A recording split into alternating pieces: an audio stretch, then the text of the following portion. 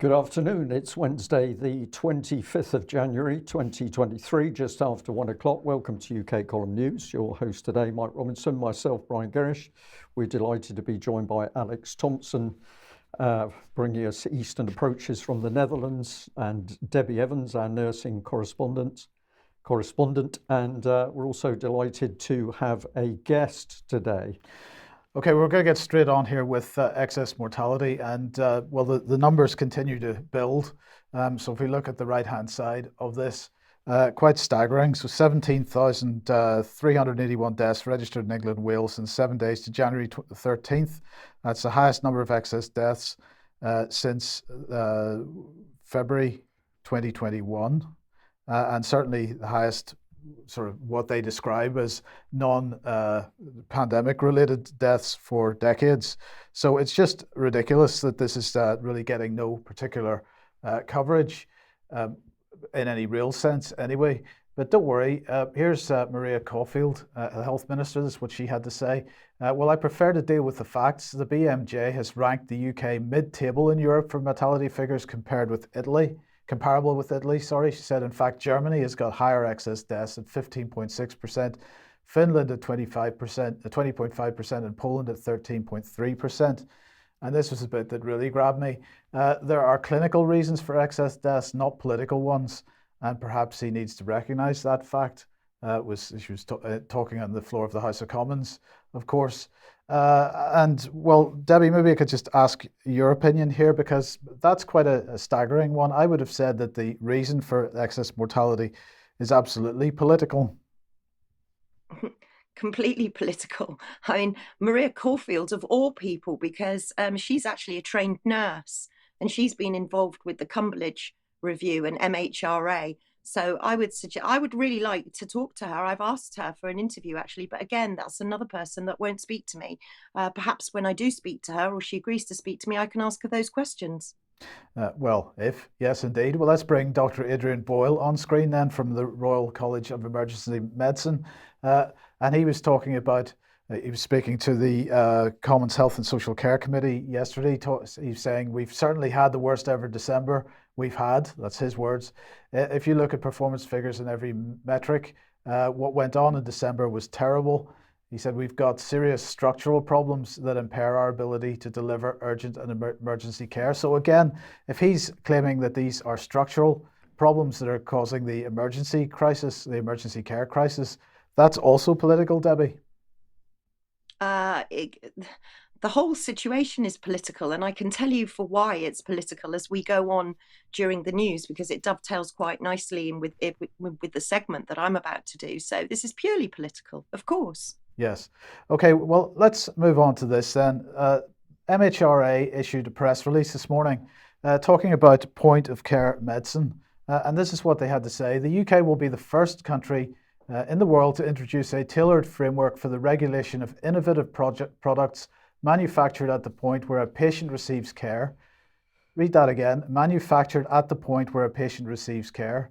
This will mean that new medicines with very short shelf lives and highly personalised medicines can more easily be made in or near a hospital setting or ambulance and can get to the patients who need them much more quickly. The new framework will ensure there's no regulatory barriers to innovative manufacturing, and that products made via such routes have the same assurances of safety, quality and effectiveness as those for conventional medicine products. Well, since conventional medicinal products don't seem to have much safety, quality or effectiveness, or at least it's pretty lax, that's not much of an assurance. But anyway, they go on. In order to implement this framework, new legislation is being developed to amend the UK Human Medicines and Clinical Trials legislation, and we've brought to Parliament later this year. So here is Ian Rees from the MHRA, and he said, as a regulator that champions innovation, we are delighted that our stakeholders are overwhelmingly supportive of introducing a fit-for-purpose UK legislative framework for point-of-care manufacturing. I'd like to know who the stakeholders are in this case. Is it the public? I don't think so. When implemented, these changes will drive tangible benefits for patients with visible differences at the product innovation stage right up to the point of care, which will allow easier access to a greater and more personalised range of treatments for those in need. Now, I didn't know what this was all about, so I decided to have a look, and I came across this article from Future Medicine, and it's called Institutional and Infrastructure Challenges for Hospitals Producing Advanced Therapies in the UK, the concept of point-in-care manufacturing readiness. And this is what they had to say in their plain language summary. Point-of-care manufacture is the production of therapies in hospitals carried out when there is no time for storing the medicine, which is delivered to the patient with no delays. Such procedures can be useful for advanced therapies derived from techniques such as gene editing, cell manipulation, and tissue engineering. Over the last decades, UK hospitals have produced advanced therapies in small quantities. In the future, this production will likely be more thoroughly integrated into clinical routines. So we're talking about gene editing, cell manipulation, and tissue engineering, Debi, and this is all very futuristic kind of stuff. It's not the kind of stuff which is routine by any means at this stage, but already we're regulating for this as if it's routine. Yeah, exactly. And point of care, does that mean, we go into a hospital and the drug's manufactured by the side of us? I mean, that puts manufacturing and distribution into a whole new light. And that is, I'm absolutely delighted to be able to welcome our special guests today, because there's nobody better to talk about this than Hedley Rees. And many of our audience may know Hedley from our Man to Molecule interview, and we have recently done another interview with Hedley. Hedley's a world expert in pharmaceutical manufacturing and distribution, and he's got 12 years of evidence on his Substack, Inside Pharma. But you just mentioned, Mike, there, Ian Rees and the MHRA press release, and it just so happens that Hedley has had an interview with the MHRA, with Ian Rees, in the last few hours, last few days. So I'm delighted to be able to welcome Hedley to UK Column News to tell us all about his meeting with Ian and what you make of this recent news, Hedley, from your perspective. Hedley, welcome. Hi, Debbie. Nice to speak to you again. Yes, I had a call with Ian Rees and David, I can't remember his second name, yesterday on a Freedom of Information request that I sent in on the 14th of November, where I noticed that MHRA had changed their regulations for manufacture and distribution of medicinal products just for advanced therapies, what they call advanced therapy medicinal products. So I thought, well, that can't be right, because it was allowing hospital, pharmacies, and other similar facilities to finish off the manufacture of these therapies. Now, any medicinal product goes into the human body next once it's manufactured. And there are strict regulations, good manufacturing practice and good distribution practice that ensures that when the patient gets the product, it's safe.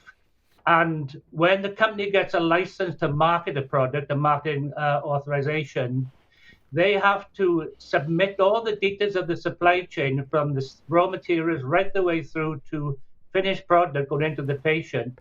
And that has to be approved by the regulator, which in this case would be MHRA, before they get a license.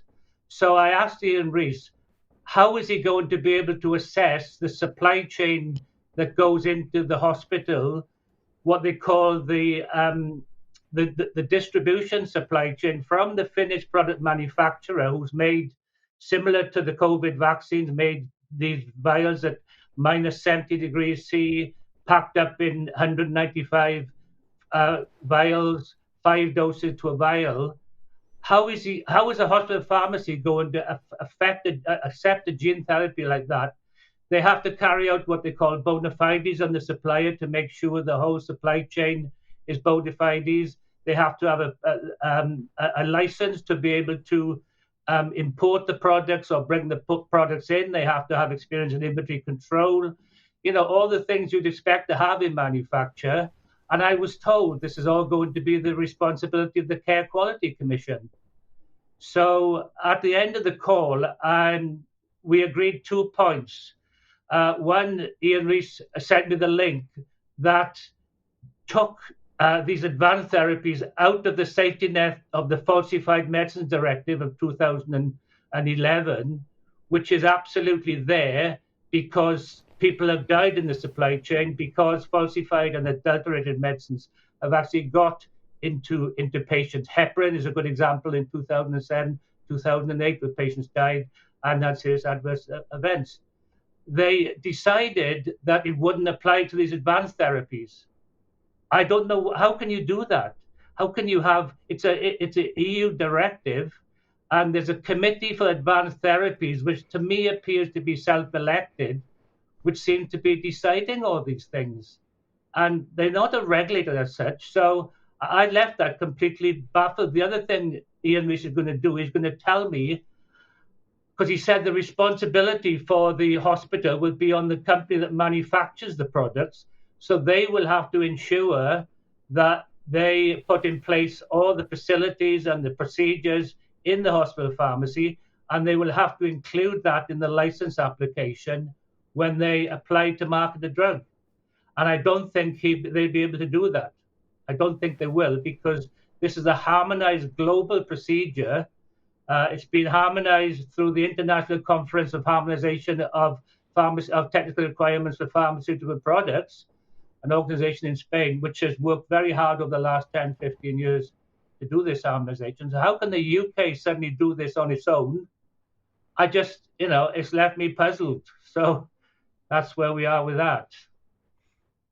Hedley, thank you. I don't know, gentlemen, if you've got any comments that you want to ask Hedley. Otherwise, I've only just got one quick question. Just one, if I may. Hedley, I've been away in Scotland for a few days, so some areas of the news I'm a little bit behind the curve at the moment. But I was hearing rumours that the MHRA was sort of starting to backpedal and say, well, no, we don't have ultimate responsibility for safety, somebody else does. Have you heard anything along those lines? It's almost as if now the spotlight has really come on the MHRA. People are asking them the right questions about what they are actually doing to protect patients from dangers of particularly trial pharmaceutical products. The MHRA is trying to step back, push the blame onto others. Have you heard anything about this at all?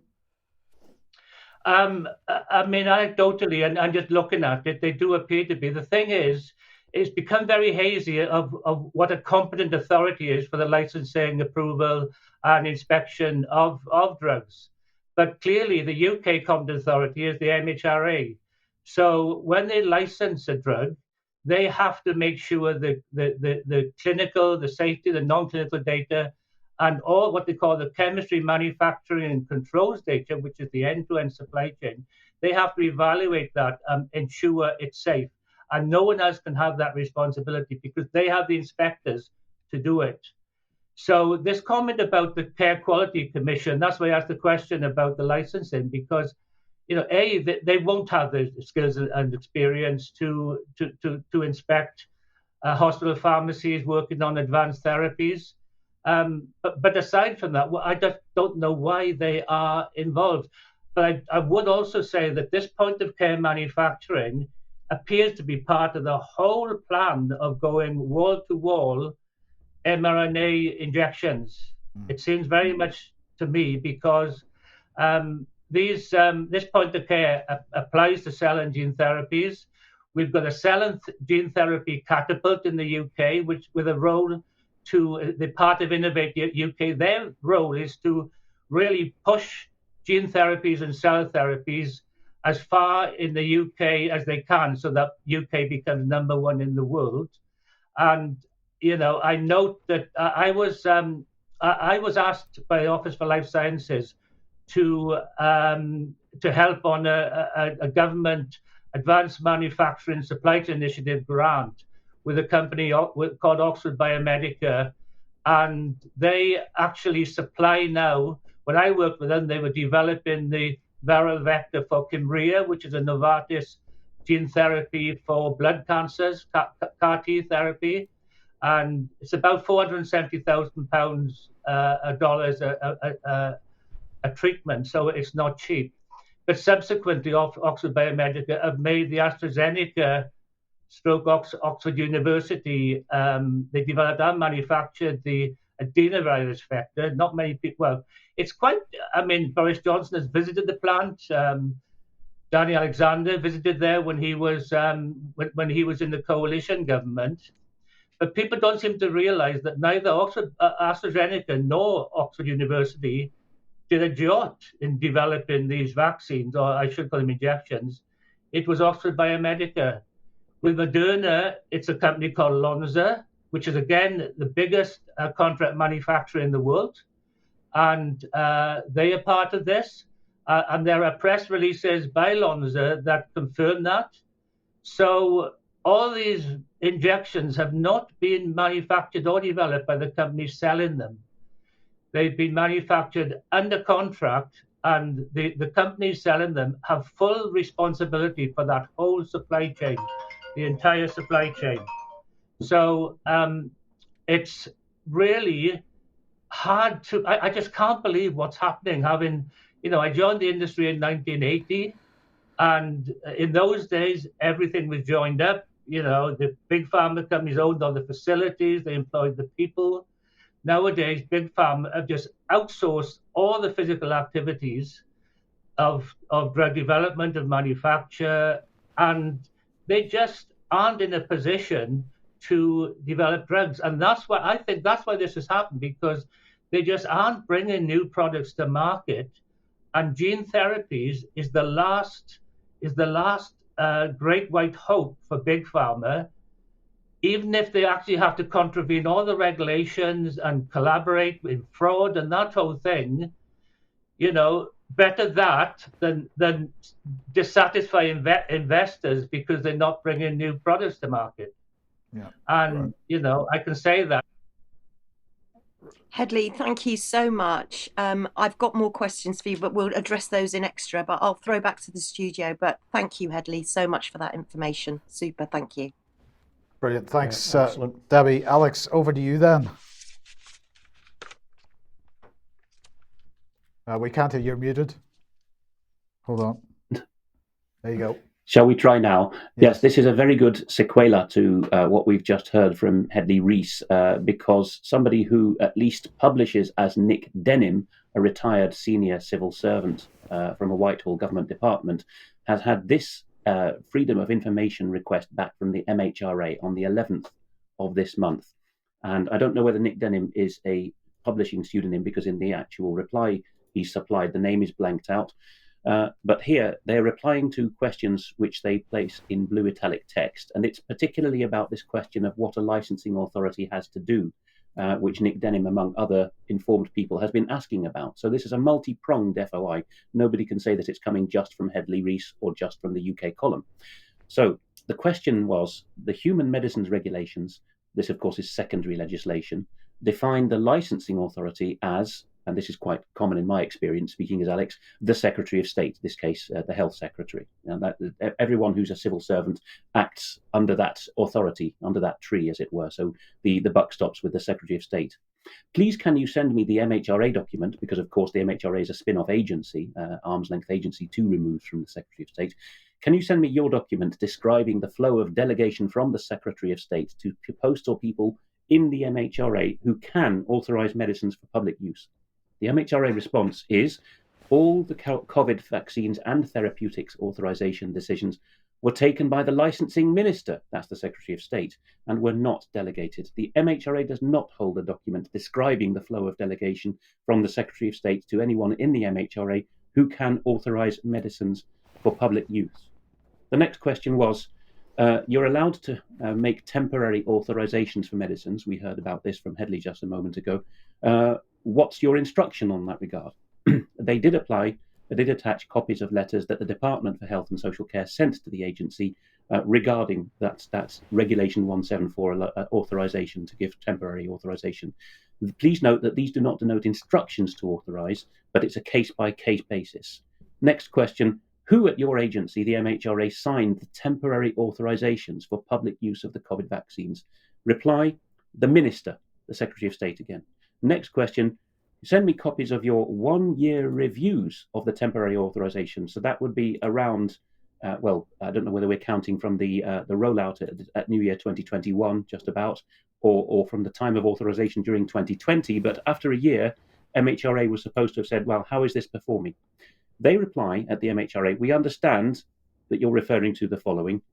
And here's the new regulation, which I won't read all the text of, but it's that they are to do a review as soon as is reasonably practical after the end of 1 year of temporary authorization. They have to evaluate whether there have been adverse consequences for the market in medicines named first, or for patient safety named second. So here, even you see that the MHRA is there first and foremost for the pharmaceutical industry, as they often say themselves these days. And they are to conclude, make conclusions, review them, and publish in the report. And they reply, well, here's the report, here's a link to it, and the rest is standard blurb, although I note in passing that the Information Commissioner's Office, as to whom they refer, is rather ironically lodged in a building in Cheshire called Wycliffe House. David Scott has, in a speech which we transcribed on ukcolumn.org, noted that Wycliffe is famous not least for his saying, picked up later by Abraham Lincoln, that government should be of the people, for the people, and by the people. So if you want to see this written up, then here it is at the Daily Skeptic. And in a moment, I know we're short for time, so I'm sure Hedley will be brief, but in a moment, I'm very keen to hear what Hedley has to say in response to this. So the write-up of this by Nick Denham, and I will not read all this text, but I recommend people read this in full, says that having received this, I'm sure that the blame game has started. Why? Well, to summarize what's on screen here, they would have known all about scaling up production problems. This is the core of Hedley's expertise, as I understand it. He's been sounding the alarm on this for years. For example, mixing larger quantities and evening them out from batch to batch. People know about this. We have a 5-part Mike Yeadon transcript up on the website as well. Search for Yeadon and you'll find it very easily. Adverse, or the hot lots, I think we call the key part of it. Nick Denham goes on to say, why are they passing the buck now? Well, they knew about the risk being very low in younger age groups, that you would have serious adverse, serious consequences of COVID, i.e. hospitalization or death. We have something else forthcoming in UK column about this from another writer. They would have known all this, and they have been criticized by Baroness Cumberledge for being unresponsive and defensive, but they are not deaf, blind, or stupid. They knew. And at the end of this report, Nick Denham, and I won't read this all in full, but he summarizes 8 detailed reasons based on freedom of information inquiries results, just demonstrating the gold value of keeping track of these and keep staying on the agency's tail, as in any other area that you're campaigning on. They didn't have safety audits. They didn't have processes for investigating individual yellow card reports to investigate adverse reaction reports. They can't define what a quantitative risk is. They didn't hold data from the real world. They lost 20% of their posts during the first year of the COVID jab rollout due to funding cuts. They don't have processes for delegating authorities to approve medicines for public use.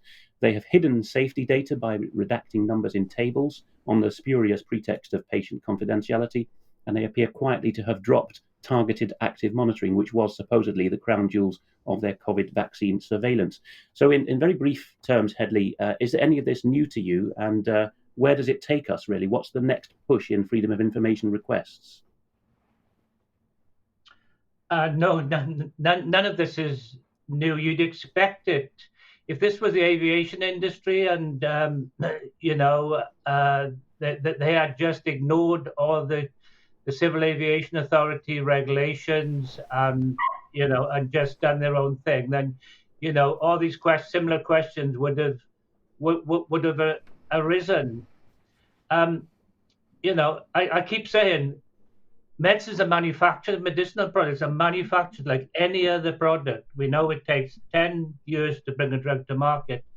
And what we're seeing now is more and more people are waking up to the fact that, well, how did you develop this in 9 months and get at the full scale to all the safety testing in the supply chain? Every time you scale up, you have to redo the animal testing to make sure the molecule that's being produced is still safe. None of that could have gone on because they did what they call the rolling review, which they did phase 1, 2, and 3 all together. So there would have been scale-ups going from 1, 2, and 3, and then from the full launch quantities, and there will have been no testing carried out. So I'm aware of Nick's work, and he's done some really good work there. And he comes from an industry. If someone in nuclear or, as I say, aviation, aerospace, they'd all understand the importance of quality management systems, everyone knowing who's doing what, who reports to whom, what they do when they find a fault or an error, and the 1,001 things that anyone working in industry, in those at least in those industry, would know. You can't deal with this on the back of a fag packet, to use a colloquialism. And for the sake of our American viewers, fag packet here means cigarette packet, just in case we get any write-ins on that. But it's a very well-known British idiom. In closing his piece, Nick Denham, so it's interesting to hear that he's well-known, or his writing is well-known to Headley Rees, says this is something for members of Parliament and the COVID inquiry to ask. Incidentally, the penultimate session of the European Parliament's COVID inquiry special committee has just been held, or is about to be held. Next week is going to be held. And meanwhile, the European Court of Accounts, I'll put the link in the show notes courtesy of Kenny, has concluded that in EU level, the COVID certificate was effective, but the track and trace app, absolutely not, because it was poorly implemented by national authorities. So that's one to keep an eye on. We go on to other health matters, which of course is Debi's purview, but she's with us today. So I will bring on screen this report from an email that has reached us from... beg your pardon. This is first of all this, which is Debi would be very keen for people to fill this in the final week of its operation. It's an MHRA survey. It's a complicated URL, and you have to put HTTPS on it. So wait a few hours and follow it from the show notes. Just a few days left for the MHRA to receive your reply on how well you think they communicate with healthcare professionals to improve medicines and medical devices safety. I'm sure you'll have plenty to say about that. Now, an email from a viewer, sorry for the mistake in the sequence here, and I haven't corrected the typos in there, but it's a heartfelt email from a UK column source who has been very informative to us in the past from the northeast of Scotland. The first paragraph is about another friend, peripheral to the main story, dying in sheltered housing. It believes it's from neglect, and I'm sorry to say that this is something we hear in the thousands now. But the main concern from this viewer this time is that the friend of this UK column viewer started going blind in her right eye and went to Aberdeen Hospital. She informed me, I am vaccinated. They put her on an oxygen machine for what I believe to be the period of 1 week. She got sick in the week before Christmas and just came back to work yesterday in January, stating her legs were like jelly. She can no longer watch television because of her eye problems, and I think with the hospital putting her on oxygen that they did in fact try to kill her, similar to the ventilator scandal in America. Here it gets worse. One employee told her during her hospitalization, if you hadn't got the vaccine, it would have been much worse. The viewer says, my jaw hit the ground. These people are either suffering from psychosis or are genuinely insane. I now feel that these hospitals are death centers. These are opinions, we broadcast them as such. Interesting nugget at the end here. After seeing Debi's piece regarding hospital euthanasia, I feel there is something you missed out. I believe there is a remedy to this because of UK trade union law and the coercion of the public. Gareth Icke, that's David Icke's son, of course, interviewed a woman who was well versed in this law. One of her clients was ordered to take a PCR test.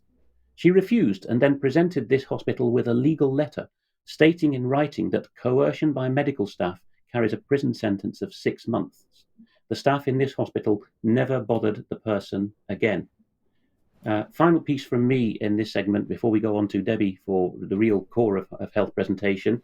But this is European, so it's really within my purview. I've been saying for some while that Portugal is a particularly hopeful and constitution-respecting country in EU terms. We see yet more evidence of it.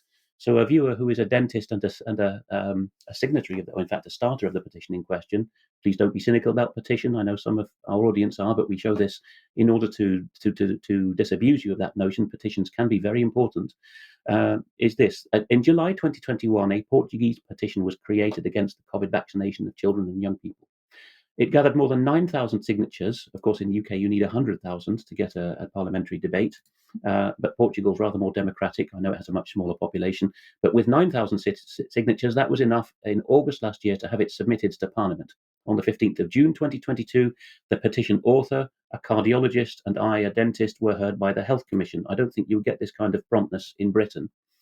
After almost a year and a half, says the writer, the petition will finally be discussed in Parliament by the political parties and voted on the 3rd of February. A lot's happened in the meantime, and we have a lot more information now.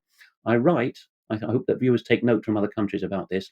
I write because I want to make some noise with this vote in Parliament in Lisbon so that it does not pass unnoticed. Sometimes, he writes, just by making noise abroad, we can achieve something domestically. And who knows, if the petition is approved in Portugal, and my assessment, Alex speaking, is that Portugal is probably the best hope in the EU, then it could be an example for other countries. EU countries tend to notice only what other EU countries do. So I'll just show on screen very briefly for those who speak Portuguese or live in Portugal, in the Participação or Have Your Say part of the parliamentary website in Portugal. This is the site to go to. It will be in the show notes again. It's Initiative 2232. It has already reached the stage of debate and vote. Okay, very good. Alex, thank you very much for that. Now we're going to head over to Ukraine, in fact. Yes, we're going to move across to have a look at what's been happening with Ukraine. And of course, the major subject at the moment is tanks, but we will be coming back to medical matters. So this caught my attention this morning. Of course, the BBC for quite a long time has pushed the war in Ukraine to third. If you have a look at the red bar of the BBC website, you can see that home news comes first, then cost of living, and of course people dying in huge numbers in Ukraine. That was pushed down to number 3, but all of a sudden we've now got US and Germany to send tanks to Ukraine, and that's come right up on the first page that you come to. And a couple of hours before we've come live with the news, the headline was updated to this: live, German Chancellor poised to confirm tanks for Ukraine. There is no doubt the BBC regards this as a wonderful war, and they're very keen to get it on the front page when, of course, it's about more weapons from the West into Ukraine. They're not so keen on talking about the poor Ukrainians who are going to die as a result. So we get the opportunity to put this graphic back on screen one more time. The saga does continue. Hopefully this will be the last time. But anyway, the BBC, when Brian took the screenshot, Olaf Scholz hadn't quite made the statement yet. He has made it now. So let's have a look and see what he said. The goal is to quickly assemble 2 tank battalions with Leopard 2 tanks for Ukraine. In a first step, Germany will provide a company with 14 Leopard 2 A6 tanks from stocks of the Bundeswehr. Do you think it's a coincidence that he's providing 14?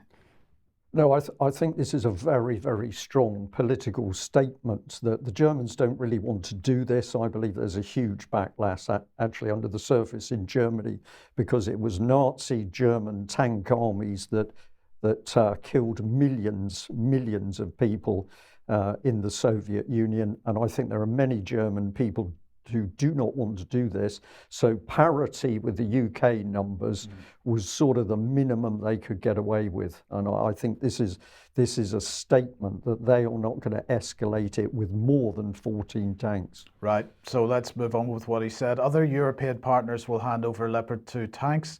The training of the Ukrainian crews should begin quickly in Germany. In addition to training, the package will also include logistics, ammunition, and maintenance of the systems. Now, Patrick was talking about this on Friday's programme, Brian, about the fact that, of course, there's no possibility of training Ukrainians to maintain these tanks, either the British or the German tanks.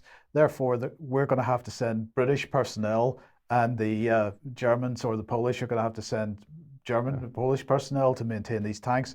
That's NATO boots on the ground in Ukraine. Well, this is escalation. We are gradually, slowly but surely, we are being drawn into direct confrontation with the Russians. And this is what I think many people don't understand. A lot of the surveillance being done by NATO is being done remotely. But if you want to support these type of vehicles and have them fighting on the front lines, then you've got to have the fully qualified maintenance and backup teams. And where are you going to put those? They've got to go into Ukraine. So this is NATO boots on the ground in Ukraine coming up.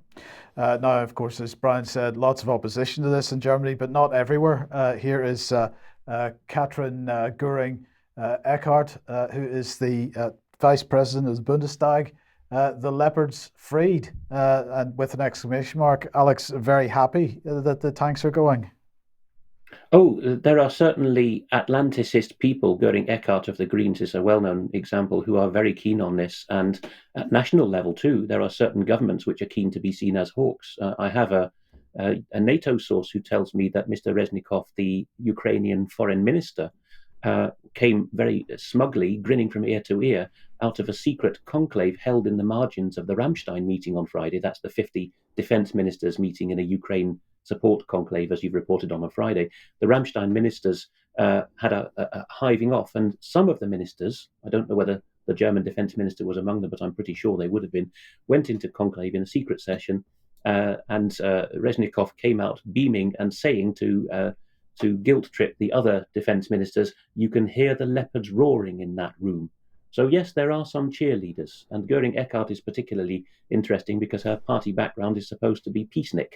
And yet, as we've reported at state level as well with the coal digging in North Rhine-Westphalia, the Greens are now having to take decisions diametrically opposed to their manifesto commitments over the decades.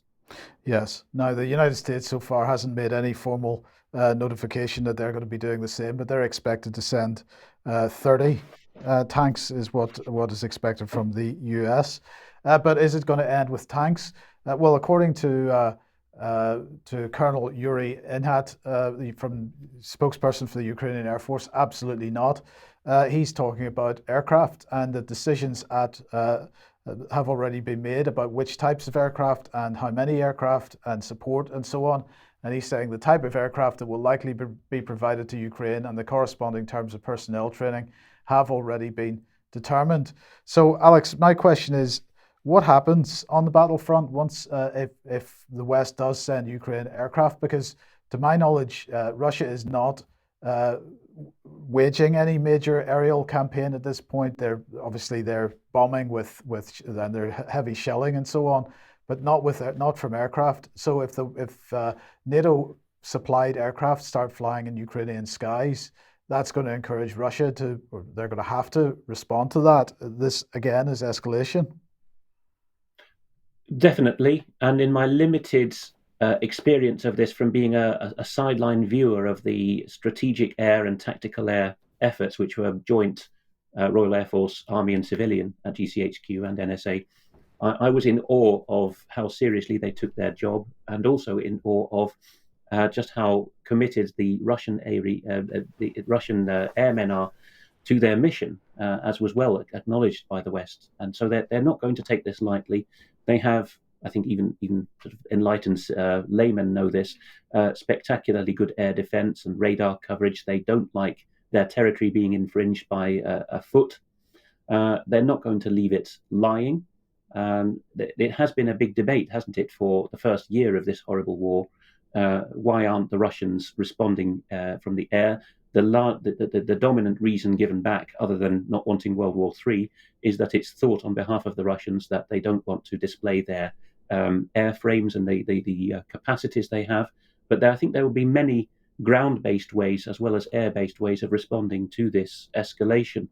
And this is probably a good moment to insert as well what the other thing is that a NATO source told me from the last week, which is that the NATO Policy Planners Conference took place in Paris on the 17th and 18th of this month. Not much was said publicly about it. The press release will be in the show notes. Sweden and Finland were represented as supposedly imminent members, although Sweden may now be left behind after a Koran burning incident outside an embassy, leaving Gotland very exposed in the Baltic. But they discussed the medium-term policy challenges for Russia's war and the future of the transatlantic security order. They discussed internal instability and what they called threats to democracy arising from these international disorders. The source reports that there were chucklesome moments, such as when the defense ministers and policy planners discussed the possible alternative futures of Russia, the sudden disappearance of Putin, and apparently some participants said, well, what happens if there's a sudden disappearance of Zelensky? Why isn't that on the agenda? Quite telling. And another thing they considered was a highly isolated and aggressive Russia scenario and a domestic instability and political chaos in Russia scenario, including nuclear risks.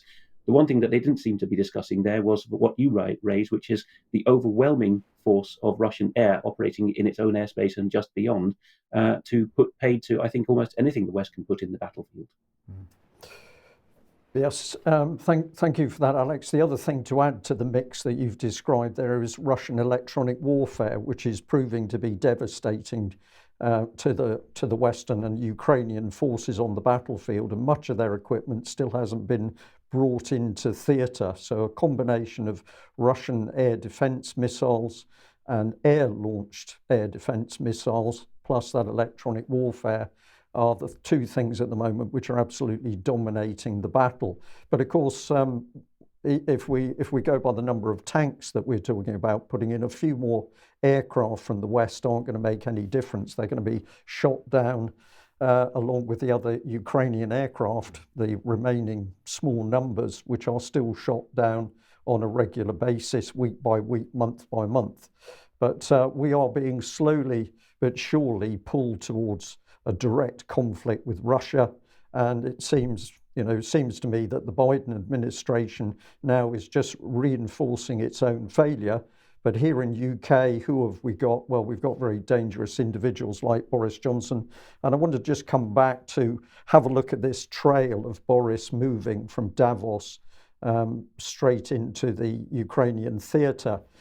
So some quotes here. This is him. Thank you, Victor Pinchuk Foundation, for hosting the Ukrainian breakfast at Davos. The session demonstrated the unity across nations that Ukraine must and will win. Well, let's remember that this isn't anything to do with nation states making the decision. This is globalists meeting for breakfast and deciding how overseas wars are going to be fought. He went on to say, we must ensure that Zelensky has the tools he needs to finish the job. This is the moment to double down. Now, in a way, this is utter nonsense because Ukraine at the moment is losing. There is no question of this. And so what we're going to be doing is reinforcing failure. That's going to drag the war out. And that is going to mean that tens of thousands, hundreds of thousands more Ukrainians are going to die because Russia is dominating on the battlefield. But here's the sort of thing that Boris Johnson was tweeting out. So this is the source tweet for his statement that there's got to be unity across nations and Ukraine must and will win. And that's a very interesting statement because what is he talking about there?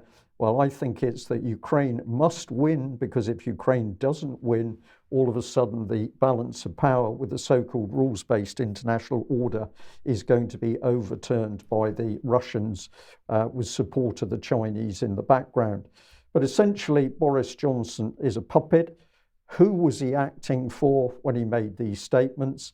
But let's just bring the little video clip on screen of his unexpected latest meeting with Zelensky in Ukraine.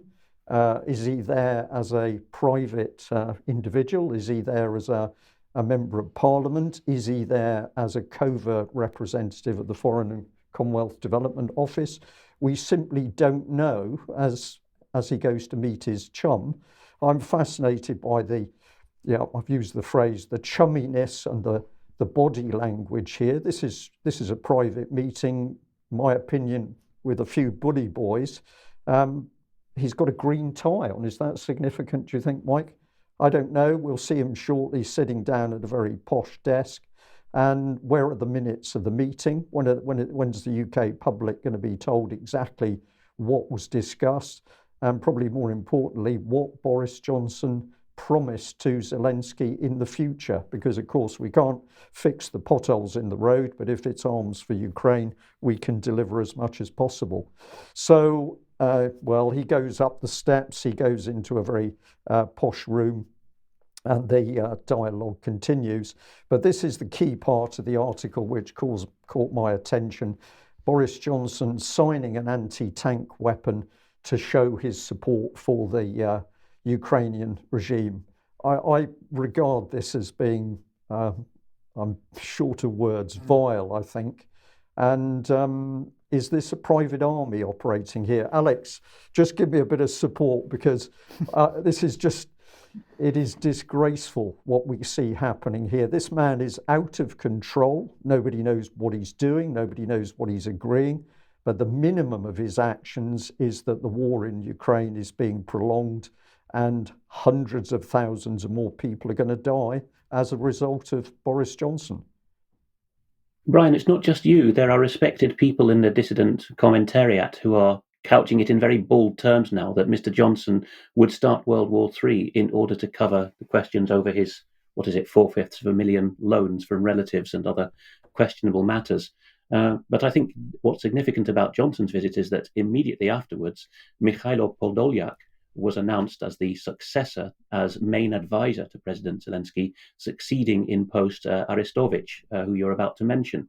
And Podolyak, who's another one of these frighteningly young men with a 1,000-yard gaze, has announced in a public video that as Russia escalates the war, the Ukrainians are going to be using long-range artillery, which, by the way, they have now got from the UK, US, France, and Italy. They're going to be using that to target Russia's three largest megacities: St. Petersburg, Russia, Moscow, and Yekaterinburg, or Chelyabinsk to the older viewers. And that's now been Sverdlovsk, sorry, but that's now actually been made public policy that these three cities are going to be targeted. And smug Mr. Podolyak said that these cities live, in a bubble. They assume that they're above the fray and they're pampered, but they're going to have a rude awakening. So I wonder how much coordination there was between the Johnson faction and this newly appointed Mikhailo Podolyak, who is the next crazy to be advising Zelensky. Yeah, well, of course, we don't know the answers, but your question is the pertinent question. UK public's got to be asking the question constantly of every minister in this country they can get hold of. Meanwhile, the Mail here is gloating over Moscow's fury about the German and the US tank deal and the details of that. But of course, it's no surprise that Russians are now starting to get very emotive about this, because the reality is, in the background, they remember 8.6 million Russian military war dead, most of which, most of the death occurred on the Eastern Front. And of course, who were they fighting? Well, they were fighting Germans, and they were fighting German tank armies. So the sneer from the Daily Mail is truly disgusting here. But of course, this is more mocking and, in my opinion, trying to inflame Russia and presumably provoke an even greater Russian response. But we just remind audience that on the 18th of January, we were reporting about Arestovich, who'd made the wrong statements as far as Zelensky was concerned about a Russian missile strike. He came out and said, well, of course, it was Ukrainian air defense that deflected the missile and damaged the housing development and caused the Ukrainian civilian casualties. He had to leave post. But there are some other statements which are now being recorded on social media. Now, I can't say this statement is absolutely true. This is one of the statements circulating, but I believe from the sources that I've seen it's likely to be true. And it's a very interesting statement from Arestovich. If everyone thinks we are guaranteed to win the war, then it's very different. I think he means not guaranteed. But this sounds a very sensible statement. Could this be the reason that he was actually kicked out from the Zelensky team? And there's also been unconfirmed social media reports that he's actually crossed the front lines into Russian-held territory. Now, again, I can't prove this. I'm reporting it raw. There have been these statements, but if those statements are true, we are seeing some very, very interesting things happen within the Zelensky administration. What we can say is that, of course, he's been censored, so his Instagram page isn't operating properly anymore. So if you speak out in any way the truth or against the Zelensky government's war, you're going to disappear pretty quickly. Meanwhile, what have we got? Well, we've got a lot more hard recruiting of very young people to get them into the Ukrainian military and up to the front line. This is some film clip that has come from Odessa, and it's showing the way that these recruiting people are operating. This is another clip here with men operating in a shopping centre of some description, and you can see that they've got a relatively young man pinned against the shop front there, as obviously he's trying to be summoned into the Ukrainian military. But the reality of this is with minimal training, and it doesn't matter whether that minimal training is in Ukraine or Germany or UK, the chances of these young people surviving at the front for more than a few days, that's the reality. They are going to die, and we are helping them die. This was posted over the last few days, and again, I'm giving it to our audience raw. Don't know whether you want to comment on this one, Alex, but basically the social media channel said that many of the summons that have been issued recently in the Kiev area had no legal force. Now, I don't know whether that's true or not, but clearly what we are seeing is the start of a backlash against the recruiting that's going on for ever younger people in Ukraine. Do you want to just comment on that one, Alex, or not? Simply just to say, in view of time, that when these screenshots circulate, the documents always appear genuine to me. What you just showed on screen is no exception. The Ukrainian seems to be saying to me what it is claimed as saying. It's usually Russian language sources that then amplify it, and people shouldn't be skeptical simply because it's Russian or Russian language social media circulating these things. There is a lot of confusion as to who can do what. Even in peacetime in a country like Ukraine, you've got all kinds of layers and intersecting authorities competing against each other. Okay, thank you very much for that. Well, let's just have a look at a very short clip about the reality of what the Ukrainian troops are facing, and that is overwhelmingly shelling. The shelling is causing the deaths. The minimum casualties that we see in Ukraine are 150,000 killed and probably 500,000 wounded. Some of those wounded may go back into battle, but these are the horrific statistics, and these death rates are occurring because of the intensity of the Russian shelling. Let's just have a look at this clip. It's important to watch it. It's not unpleasant in its own right. There's nothing which is graphic, but it just shows what is actually happening on the front.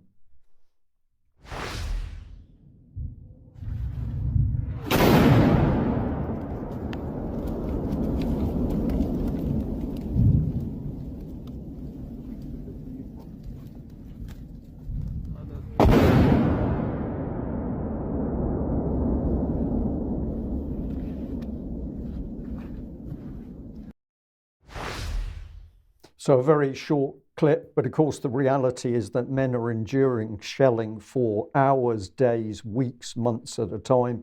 That is not only causing the death and injuries, but it's also certain to be causing mental injury to these men at the front. But of course, BBC, Western media does not want to admit that poorly trained Ukrainian troops are being slaughtered as a result of Western support and help.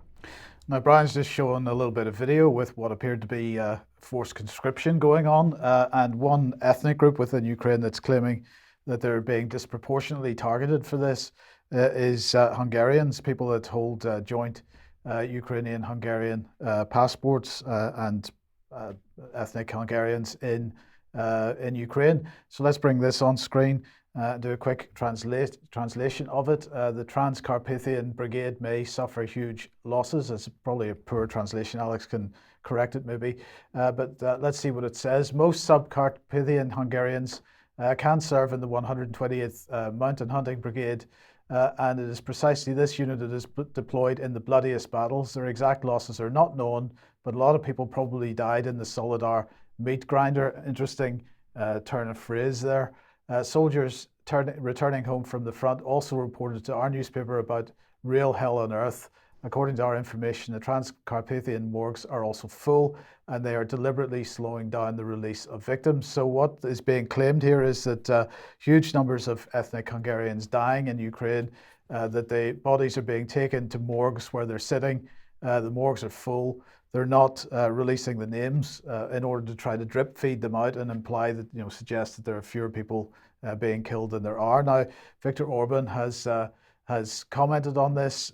He's concerned about this targeting of Hungarians and so on. But let's look at a couple of other things that are going on within Ukraine at the moment. So Ukraine punishes Transcarpathian Hungarians again, according to Hungary Today. A new regulation is making everyday life more difficult for Hungarians in Transcarpathia.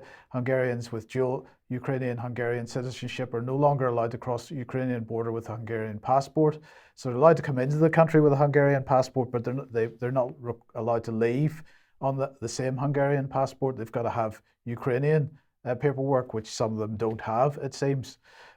Here's another one from the same source. Ukraine's new minority law codifies injustice. The new law, they're quoting here, the new law interprets minority rights as the rights of persons belonging to minorities only, exercisable individually, depriving them, brackets their communities and organizations, of the possibility to exercise their political, education, and linguistic rights, and thus influencing their own destiny. And then finally, we've got this report here saying that in a joint statement, the Subcarpathian Hungarian Cultural Association and the Ukrainian Hungarian Democratic Association criticized this new law on the national communities of Ukraine. The law not only strengthens the legal restrictions previously codified in the Education and Language Act, but introduces new ones. And the quote here is, it does not guarantee the preservation of compact nationality settlement areas, nor the use of nationality symbols.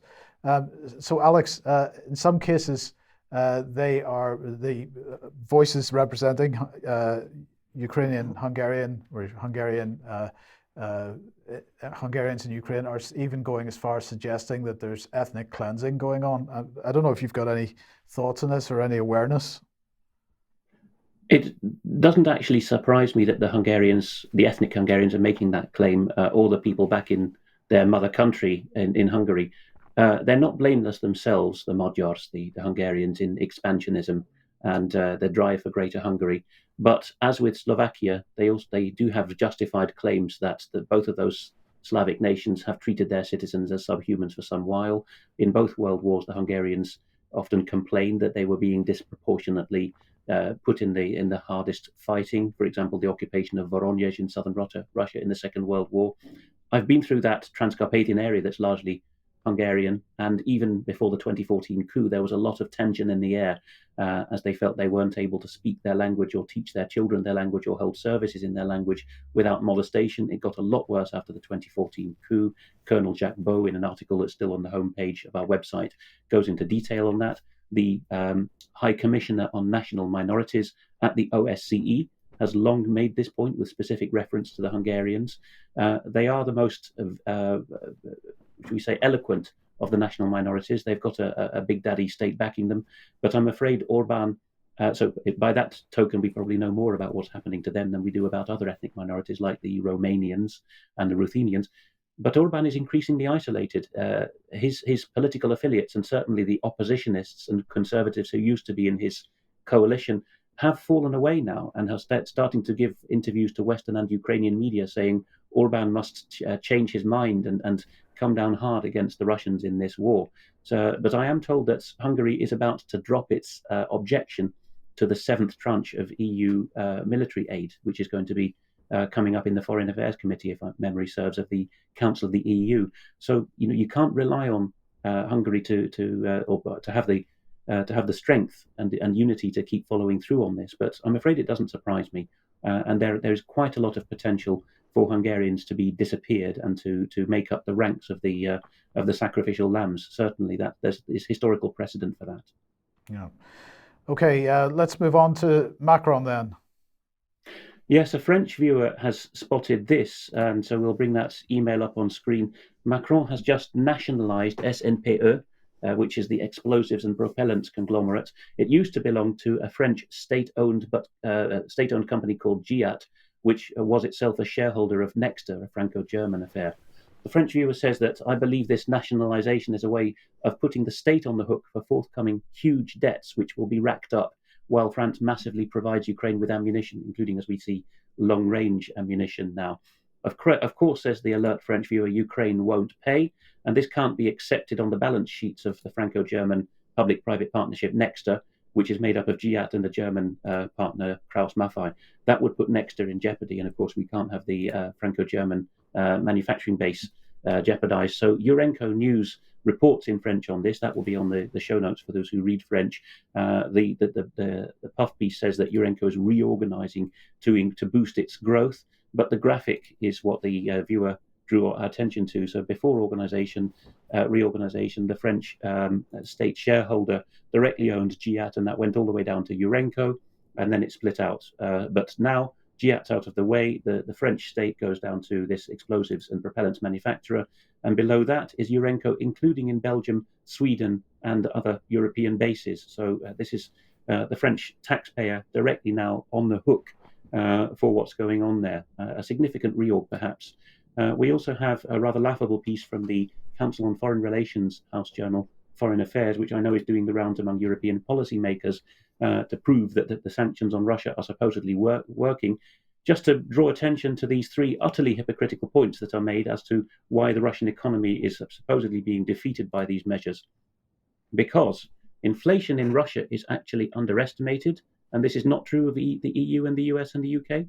The ruble is artificially propped up by state policy, as if this didn't apply to the dollar, sterling, and the euro, and dissidents are intimidated by long jail terms. That couldn't possibly apply to the West, could it? Of course not. Of course not. But what about Poland and oil? Yes, it's being put about that this may be a Russian attempt to do a tit for tat for what happened recently with the Nord Stream blow-up. So a blogger who has done a lot of good work in the past, Sam Fadis, who runs his blog called And Magazine on Substack, has picked up on what CBS and others have reported. The CBS News link is in this piece, so it'll be in the show notes too. He's asking who wants to blow up Poland's largest oil terminal. The breathing equipment and diving equipment you see on screen is what the Polish Coast Guard recovered from 3 men in a boat in a cold, dark, stormy night in the Baltic. When apprehended, they were suffering difficulty, as I say, in the storm. They said, "Sirs, we are 3 Spanish gentlemen diving for amber in a pitch dark winter night in a storm." That doesn't really go down very credibly, does it? So Sam reports this, and he says that expensive diving equipment was recovered just off the coast of Gdansk. Only one had ID. One of them gave a Spanish phone number that didn't have the right number of digits, a classic tell that my old profession intelligence uses to see that people aren't of the nationality that they claim to be. So thin cover. And this was right off Naftaport, which is shortly going to be importing American liquid natural gas in a nice, brightly glowing, gas-filled, attractive target if the Russians do want to get their own back. So I do hope they don't, but don't say you weren't warned. Yeah. I just come in here, Alex, with a smile on my face and say, I wonder whether this was a staged operation for the company producing the AquaSafe. Was that the title, the so-called harbour defence system?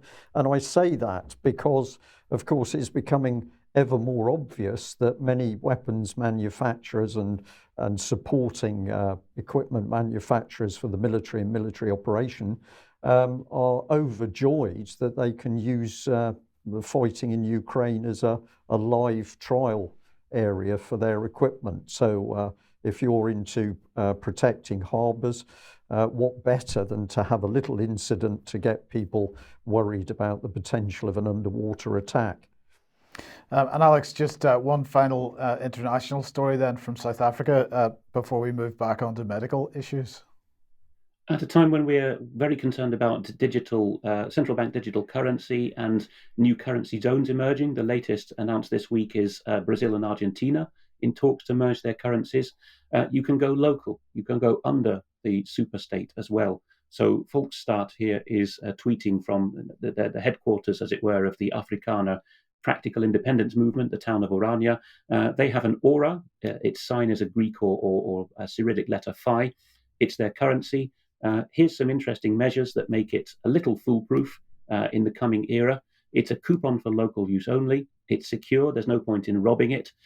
Rands, South Africa's national currency, which may soon become Digi-Rands as anywhere else, they earn interest, but auras, while auras circulate, and it's a symbol of that local community's independence with their own cultural images.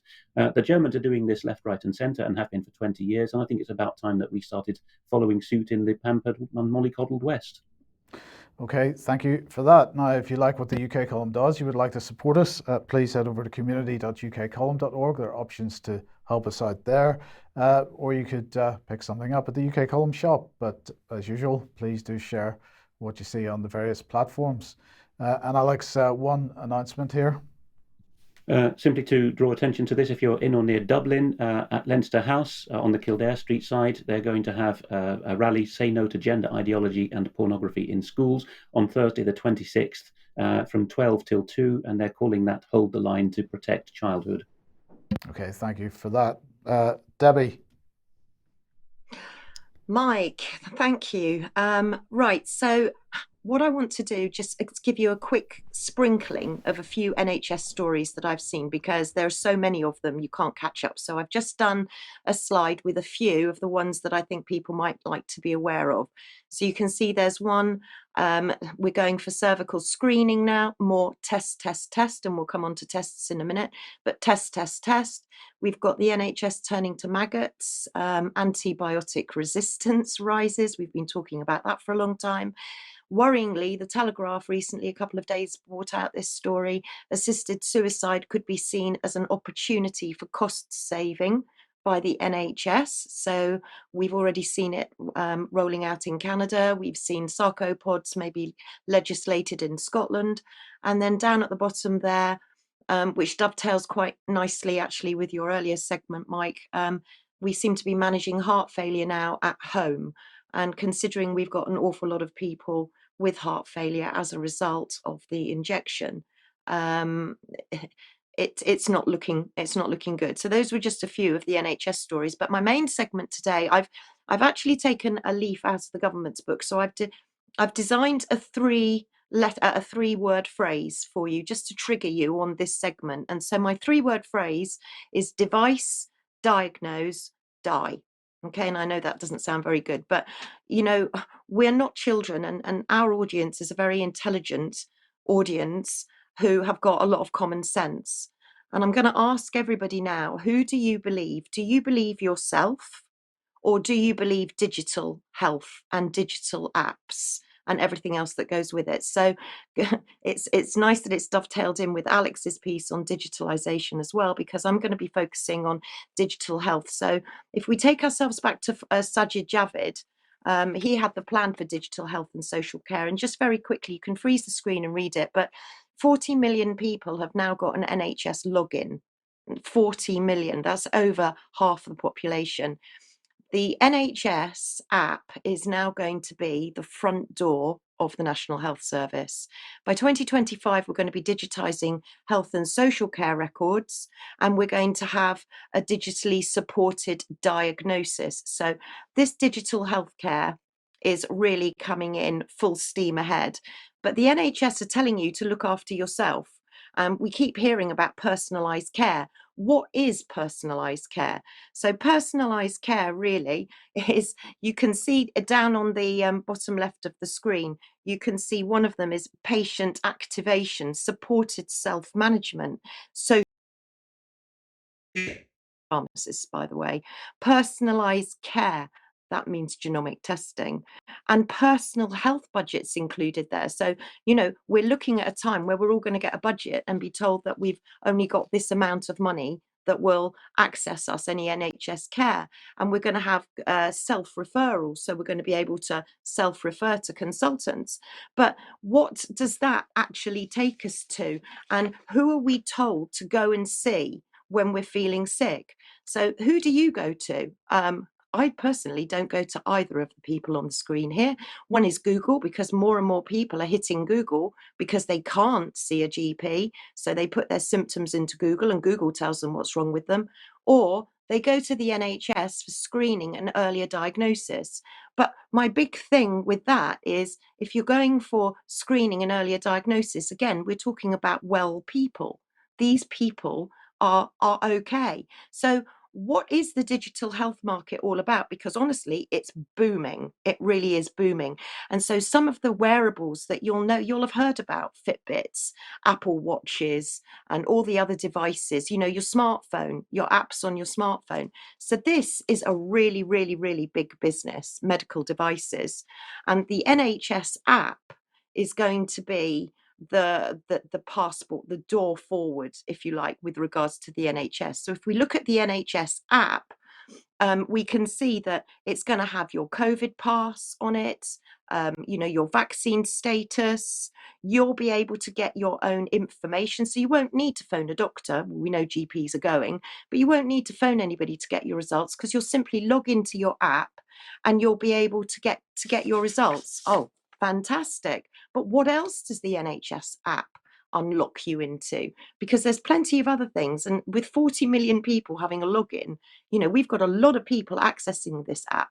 So on the app, you'll see a load of well-being apps as well as digital apps. So there's just a few of them, just to give you an idea: Zero Suicide Alliance, Headspace, Work Life Central. So those are the kinds of well-being apps that you're seeing with regards to the NHS app.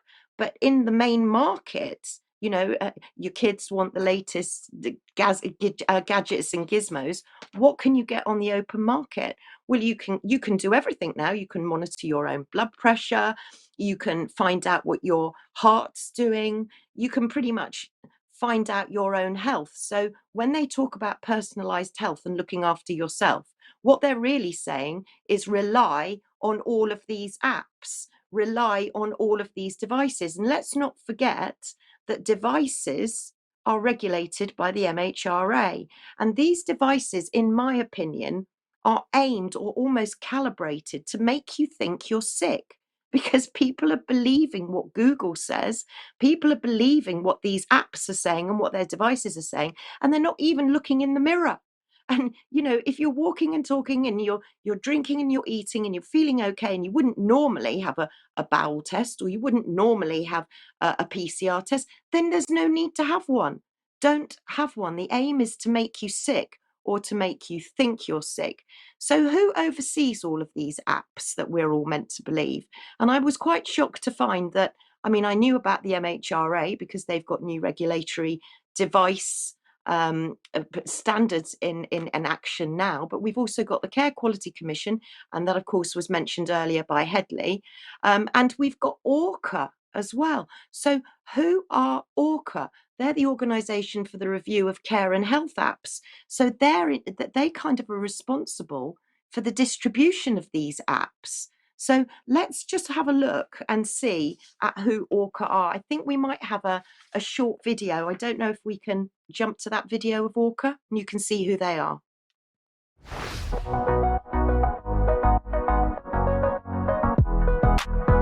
ORCA stands for the Organisation for the Review of Care and Health Applications. But our mission isn't to review apps, it's actually to distribute great, high quality health apps to the people who need them the most. ORCA works with national health bodies across the world. From New Zealand to Norway, we are establishing health app accreditation schemes. ORCA's service is absolutely critical to the uptake of great digital health solutions. Currently we have access to 365,000 health apps, and every day 5 million people will download one of those health apps. Only 15% of that 365,000 are high quality enough to warrant us being able to use them. So of that 5 million, it gives you an idea of how many unsafe, unregulated products are being downloaded. And what we are really working towards is trying to close the opportunity gap by making sure that only the high quality apps can be found and used. ORCA are now working with 25% of the NHS and care organisations in England. That covers almost 30 million citizens. So we create locally targeted and locally branded app libraries that get promoted to different communities. And we also then work with the trusted healthcare professionals who use that app library to search for and prescribe via text message the best app for their patients. Debbie, I've got a question. Sorry, yes, go on, Mike. Yeah, if they don't review the apps, because the first thing she said there was we don't review the apps, then how do they know that an app is high quality? What she seemed to be saying there was actually it's only government approved apps which are getting listed here. Yeah, exactly. Exactly, Mike. And you know, we're believing these apps. We're told that these apps are accurate. So yeah, completely. But you know Well, what? I looked at who. Sorry, go on. well, I know well. it's fantastic, isn't it? Sorry, Debbie, I had to inject. I think all your worries are actually baseless. This is a company that we can trust. I just happened to notice while the video was playing that one of their key investors is Terry Leahy, and his Yeah. experience is 27 years and 1 month in Tesco. Oh, I've preempted you, Yes. Debbie. I'm sorry. No, not at all. I was the same. I went to look at who was on Orca, and I could see this pair, this duo, so Terry Leahy Advisory Board and Bill Curry. So then I thought I'd go and have a look at this partnership and who are they? And they're double trouble, basically. They're both involved in the William Curry investments. And as you've rightly said, Brian, Sir Terry was the CEO of Tesco, and he was involved in transforming Britain. And Bill Curry, who was the founder of this William Curry group, he's been ASOS, Cafe Nero, Hut Group, you name it. So yeah, you were absolutely on point there. These are the people that run Orca, and these are the people that we need to trust, along with the MHRA, NICE, the CQC. I mean, sounds great, doesn't it? So yeah, Orca. So Orca. all I'm saying really is don't trust the apps. You know, look in the mirror. If you don't need a test, if you feel okay, trust yourself. Don't trust these apps, because that's what personalized care is all about. Okay, well, let's move on to an email from the Department for Health and Social Care. Yeah, look, I just wanted to bring this back to people's memories because I think it's really relevant. I wrote this FOI back in December 21 because I was worried about what do we do if we don't, you know, we've opted out of sharing data. We've opted out of being an organ donor. Now I want to opt out of being scooped up on the street and taken to the NHS. So what do I do to opt out of the NHS? And Sajid Javid's office wrote back and basically said there was no way to leave the NHS.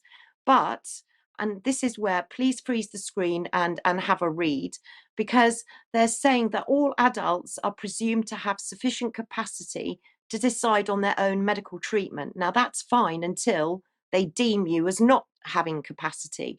And that was the link, the hyperlink there. Now, this really concerns me because, you know, we've all got capacity, right? But what is their definition of not having capacity? And when you see what the definition is, I think there are a number of times that we could all say that our capacity could be questioned. They say that assessing capacity, if you're schizophrenia, you're maybe don't have capacity. Bipolar, otherwise known as manic depression, probably don't have capacity. If you've got a learning disability, you don't have capacity. If you've got brain damage, you don't have capacity. If you're acute, if you're confused, if you're not terribly aware, if you're even drunk, you don't have capacity. So they can deem you as not having capacity for pretty much anything and take over your care, deeming they are working in your best interests. So I just wanted to highlight that. But we are speaking to legal teams about how we get around this if we don't want to go to the NHS. So that's a project still ongoing. Okay, Debbie, thank you very much for that. Well, we're going to end today's news by ending on the BBC. But surprisingly, I have to bring in Boris Johnson again because this story's been unfolding over the last few days and I think is extremely interesting.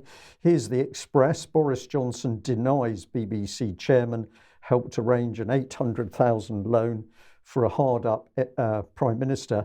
Now, when you read these articles, there's quite a bit of detail about how much Boris Johnson has been earning at any particular time. And he's quoted as saying it's very difficult for him to live on about £142,000 a year because he's got a lot of family commitments. And, you know, you can understand this puts him under quite a bit of pressure. And he's described the BBC allegations about what's going on as being nonsense. Now, remember that this is the BBC chairman, Richard Sharp, that's being named in these articles. So we got some interesting things happening. So here's the BBC News report. Apparently, Boris was offered an 800,000 loan to top up his income. And the allegation is that BBC's chairman Richard Sharp was involved in arranging it. And this came out in a report, in an article by the Sunday Times. So Mr. Sharp denies being involved in any loan, while Mr. Johnson says his financial interests have been properly declared. But why would he need a loan this big in the first place? Well, if you're Boris Johnson, living on £140,000 a year is tricky. And I think that's only fair. So here's the Times, the BBC chairman, the Prime Minister, and the 800,000 loan guarantee. The BBC chairman, according to the Times, helped to arrange a guarantee on a loan of up to 800,000 for Boris Johnson weeks before the then Prime Minister recommended him for the role. Richard Sharp was involved in talks about financing Johnson's Downing Street lifestyle in November and December 2020. And then it goes on to say Sharp 66, a former bankerat, but then you get hit by the Times paywall. But I went to a different source. So here we are. Who is the BBC chairman? The former banker who is in his 60s, worked for more than 30 years in the financial sector, including a 23-year stint at investment giant Goldman Sachs, where he was reportedly mentored by Prime Minister Rishi Sunak. Before this, he worked in both commercial and investment banking for JP Morgan. It's so incestuous, isn't it? It's incestuous, but of course, those huge banking groups are rubbing their hands with glee at the moment because they can make profit out of the war in Ukraine. But this shows how dirty it is. And if Boris Johnson is a man having to take on huge loans, he's struggling with his finance. Is that how his strings are being pulled in Ukraine? Possibly. But let's have a look at how Britain's former Prime Minister defends himself. Let's have a look at this clip. Would you welcome an inquiry into that? This is a load of complete nonsense, absolute nonsense. Let me just tell you, Richard Sharp is a good and a wise man. But he knows absolutely nothing about my personal finances. I can tell you that for 100% ding-dang sure. This is just another example of the BBC disappearing up its own fundament. And that, I propose, is so it's just a coincidence that this appointment was arranged? Well, there we are. Would you trust Boris Johnson? I certainly wouldn't. And we wait to see how this interesting little snake's wedding of interaction develops. But just before we leave the BBC completely on this issue, at least, let's just jump back to a BBC report which has come out about the two Britons, Chris Parry and Andrew Bagshaw, killed in Solidar rescue attempt. Now remember that although the BBC never reports it properly, the fighting in Solidar has been vicious. It's now emerged that these two men were killed. I just wanted to bring on screen that reports from Russian sources, which I have seen, indicate these two men were found in a fighting trench at the front in Solidar. And so I would like to know what the real truth is about their work and death. And I'm not saying the Russian reports were correct. It was just that pictures were circulated on social media of two bodies in a fighting trench. And this is where apparently identity details were found. But what is the true story about what they were doing? The truth is what we need, I feel. But I just wanted to highlight that the BBC couldn't resist using this very sad and emotional story as an opportunity to mislead the public. So if you look at the story, you'll find that they use a map back from the 17th of January, and this allows the BBC to fool the British public into thinking that Solidar is still in Ukrainian hands. So the BBC is not going to tell the truth if it possibly can. And I think that just takes us on to a few final comments from Alex. Yes. It just gets better and better, gentlemen, because our and finalists are being supplied by our viewers these days. So I would say go ye and do likewise. What does our viewer have to say? I recently bought a time machine and an internet truth filter from an online retail giant.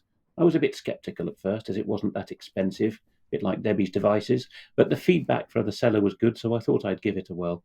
I plugged both the time machine and the truth filter into my personal computer, as they came with handy USB ports. I thought that I would try it out on a website which had some need of elucidation, so I picked the BBC. Look what happened. Here we are, BBC News. And now this is a whole genre going back 20 years, skits on the BBC News website. But this is a UK column viewers version. So we have Matt Hancock referred to courts for PPE tax fraud and illegal investments. We have the NHS admitting that wearing a mask is as effective as some of the treatments for COVID.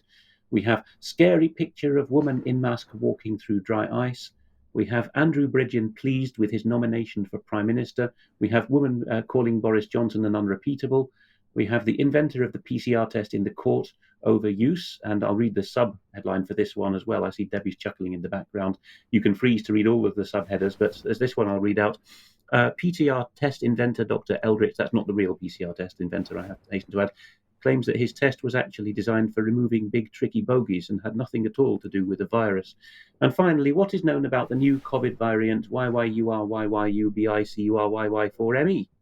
Pretty good stuff. And then the viewer finishes with this. Feel free to share this on UK Column News, as some folk in the chat box didn't believe that this would work. But please don't tell my wife, as she thinks I've spent the money on a new coffee machine.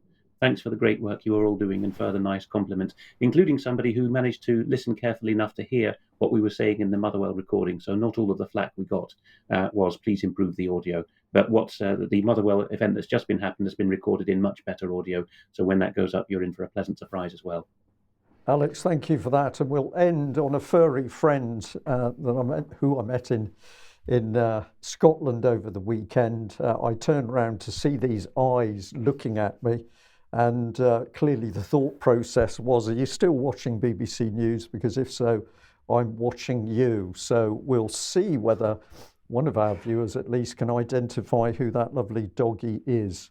But, well, we need a little bit of uplift, don't we, after the quality of the news at the moment. Back in a couple of minutes for some extra. Okay. Thank you, Alex. Thank you, Debbie. We'll see you shortly. Bye-bye.